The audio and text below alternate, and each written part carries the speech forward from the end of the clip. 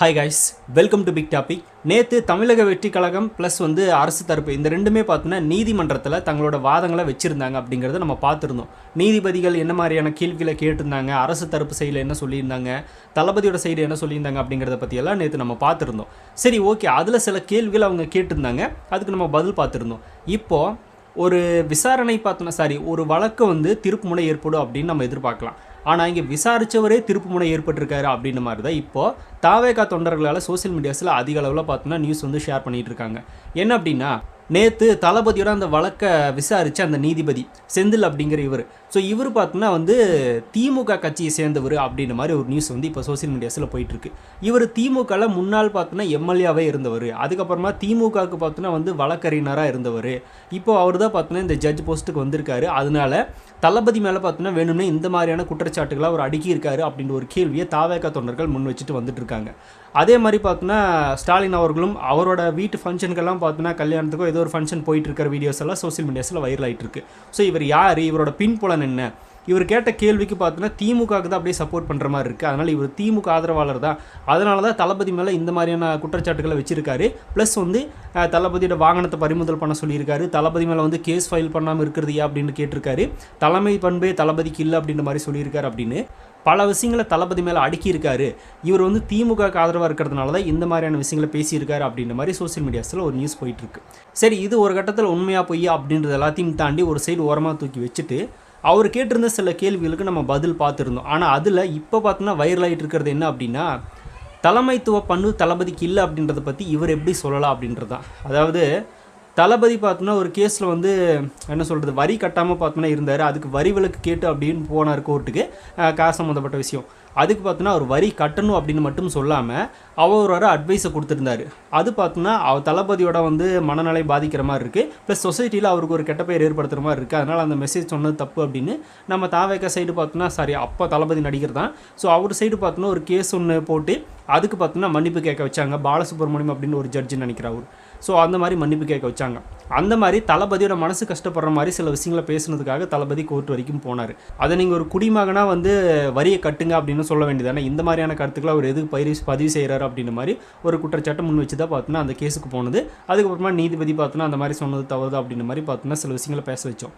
சரி, ஓகே, இப்போது அதே ஒரு சிச்சுவேஷன் பார்த்தோன்னா இப்போ இந்த வழக்கை விசாரித்த இந்த நீதிபதிக்கு பார்த்தோன்னா தளபதியோட தொண்டர்கள் முன் வச்சிட்ருக்காங்க. அவர் இந்த மாதிரி லேட்டாக வந்தார், பேசினார், அவர் பேசிட்டு போனதுக்கப்புறமா இந்த விபத்து இல்லை சதியோ நடந்துச்சு, அதெல்லாம் சரி, ஓகே தான், அதை பற்றி நீங்கள் விசாரிக்கணும். அதை விட்டுட்டு அவருக்கு தலைமைத்துவ பண்பே இல்லை அப்படின்னு எப்படி சொல்கிறீங்க? அதை சொல்கிறதுக்கு உங்களுக்கு ஃபர்ஸ்ட் ரைட்ஸ் இருக்கா?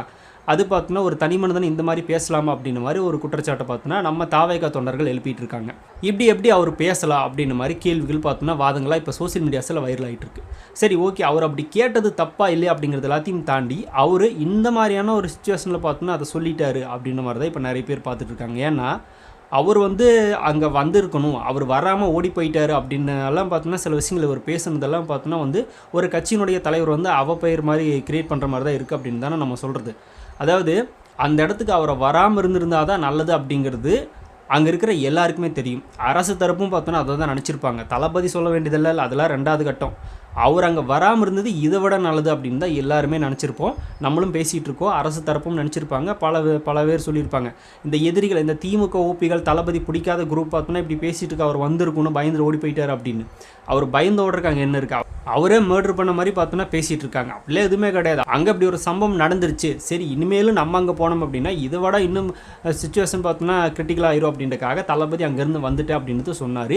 அவர் அங்கே போயிருந்தாலும் இதுதான் நடந்திருக்கும் அப்படின்றது எல்லாருக்குமே தெரியும். இதை விட அசம்பாவிதங்கள் நடக்கிறதுக்கு வாய்ப்புகள் அதிகமாக தான் இருக்குது. அதனால் அவர் அங்கே போகாமல் ரிட்டர்ன் திரும்பி வந்ததே நல்லது அப்படின்றது நம்மளோட கருத்தும். தளபதியும் பார்த்தோன்னா அதை தான் சொல்லியிருந்தார். இதுதான் உண்மையான விஷயம். ரியலாக யோசிச்சு பார்த்தா உண்மையான விஷயம் இதுதான்ப்பா, அவர் போயிருக்கவே கூடாது அப்படின்றது. அந்த ஒரு சிச்சுவேஷன் தெரிஞ்சும் கூட நீதிபதி இப்படி பேசலாம்? அவர் அந்த சிச்சுவேஷனில் பார்த்தோன்னா இன்னும் நம்மளால் பிரச்சனை வந்துடக்கூடாது அப்படின்னு தான் கிளம்பி போனார். அது தலைமைத்துவ பண்பு இல்லை அப்படின்னு இவர் எப்படி சொல்லலாம் அப்படின்ற மாதிரி சில வாதங்களை அந்த நீதிபதி மேலே வச்சுட்ருக்காங்க தாவேகா தொண்டர்கள். ரைட்டு, அப்போ நிர்வாகிகள் எல்லாம் போயிட்டாங்க அப்படின்னு சொன்னாங்க. சரி, ஓகே, நிர்வாகிகள் போயிட்டாங்க, அதெல்லாம் ரைட்டு, நம்ம பார்த்துருந்தோம். ஆனால் இன்றைக்கி அந்த கரூரில் இருக்கிற நிர்வாகிகள், தாவேகா ஏற்பாட்டாளர்கள் பார்த்தோன்னா ஒரு சில விஷயங்களை பேசுகிறாங்க. அந்த வீடியோ சோசியல் மீடியாஸில் வைரல் ஆகிட்டு இருக்கு, நீங்கள் பார்த்துருப்பீங்க. அதனால சில கட்டுப்பாடுகளை நம்ம ஃபாலோ பண்ணி ஆகிறோம். உங்களை பாதுகாத்து கேட்டுக்கிறேன். இன்னொன்னு, இப்பதான் தளபதி கேரவன்ல ஏறி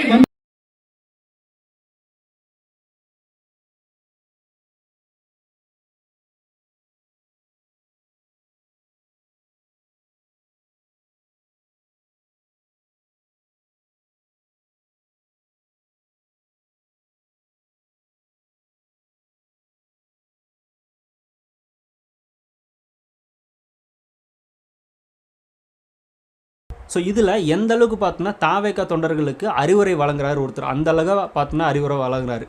தண்ணி குடிச்சுக்கோங்க, தளபதி வரக்கு இன்னும் 1 மணி நேரத்துக்கு மேலே ஆயிரும், லேட் ஆகும், அதனால் கத்தாதீங்க, உங்கள் எனர்ஜியை வேஸ்ட் பண்ணாதீங்க, பக்கத்தில் இருக்கிற பெண்களை பத்திரமா பார்த்துக்கோங்க, உங்களோட பாதுகாப்புன்றது முக்கியம் அப்படின்னு எத்தனை அறிவுரைகள் பார்த்தோன்னா சொல்லிட்டு இருக்கிற வீடியோ இப்போ வைரல் ஆகிட்டு இருக்கு.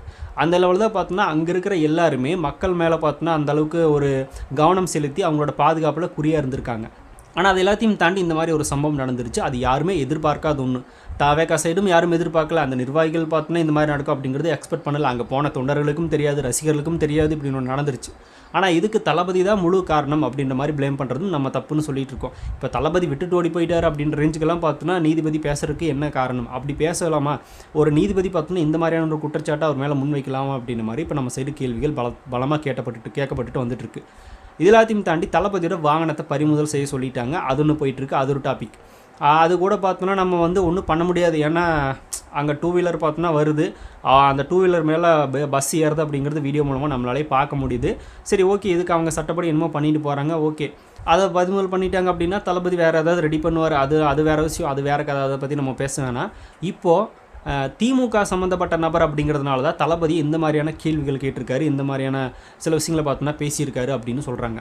இப்போ தாவேக்கா சைடு பார்த்தோன்னா இதில் ஏதோ சதி இருக்குது அப்படின்னு சொன்னாங்களா, அது சதியை பற்றி பார்த்தோன்னா ஏன் விசாரிக்கவே இல்லை நீதிபதி அவர்கள், ஏன் அதை பற்றி பேசவே இல்லை, அதை பற்றி எதுவுமே கேட்கவே இல்லை அப்படின்ற மாதிரி இன்னொரு குற்றச்சாட்டும் வச்சுட்ருக்காங்க. ஸோ இதெல்லாம் பார்க்கும்போது திமுகவுக்கு சப்போர்ட் பண்ணுற இவர் திமுக நபர்னால தான் பார்த்தோன்னா இந்த மாதிரி கேள்விகள் கேட்குறாரோ அப்படின்ற ஒரு சந்தேகத்தை தாவேக்கா தொண்டர்கள் மத்தியில் எழுப்பியிருக்கு. இப்போ சோசியல் மீடியாஸில் அதை கேட்டுட்ருக்காங்க. இது உண்மையாக பொய்யா அப்படின்றதெல்லாம் நம்மளுக்கு தெரியாது. இதை நம்ம உண்மைன்னு பேசினா கூட அவதூறு அப்படின்னு நம்ம மேலே எதுன்னு சொல்லுவாங்க. சரி, பொய்யா அப்படின்னு பேசினாலும் கூட பார்த்தோன்னா சில விஷயங்களை பேசும்போது பொய்யா இல்லையா அப்படின்றத பற்றி நம்ம ஆராய்ந்தும் பார்க்க வேண்டியதாக இருக்குது. அதனால் இதை மக்கள்கிட்டே நம்ம விட்டுருவோம். நம்ம இதுதான் உண்மை, இதுதான் பொய் அப்படின்றத பற்றி பேசுகிற எல்லாத்தையும் தாண்டி இதை மக்கள் பார்க்குறாங்க, அவங்க முன்னாடியே விட்டுருவோம். இது மாதிரி நடந்திருக்குமா இல்லையா அப்படிங்கிறத பற்றி அவங்களே கெஸ் பண்ணிக்கிட்டோம். ஆல்ரெடி கரூரில் பார்த்தோன்னா யார் மேலே தவறு இருக்குது அப்படின்றத பற்றி நிறைய பேர் அங்கே இருக்கிற ஸ்பாட்டில் இருக்கிற மக்களே பேசிட்டாங்க, இன்னும் சில பேர் சொல்லிட்டாங்க. இப்போ அதே மாதிரி மக்கள்கிட்டே விட்டுரும், அவங்க முடிவு பண்ணட்டும் என்ன நடந்திருக்கு, யார் இது, சரி அவங்க ஏன் அப்படி பேசுகிறாங்க அப்படிங்கிறத பற்றி அவங்களே ஜட்ஜ் பண்ணிக்கிட்டும். அதோட தான் அதுக்கப்புறமா அவங்களோட முடிவு அவங்களோட கையில் இருக்குது அப்படின்றத நம்ம இந்த வீடியோ மூலமாக ஷேர் பண்ணிக்கிறது, அவர் தான் வேறு ஒன்றும் கிடையாது. ஸோ நீங்கள் என்ன நினைக்கிறீங்க இதை பற்றி அப்படிங்கிறத கமெண்ட்டில் ஷேர் பண்ணுங்கள். அப்படியே பிக் டாபிக் சேனல் யாராவது சப்ஸ்கிரைப் பண்ணாமல் இருந்தால் மறக்காமல் சப்ஸ்கிரைப் பண்ணிக்கோங்க. நிறைய big topics, political news, trending news, cinema updates அப்படி நிறைய நம்ம சேனலில் தொடர்ந்து வரப்போகுது.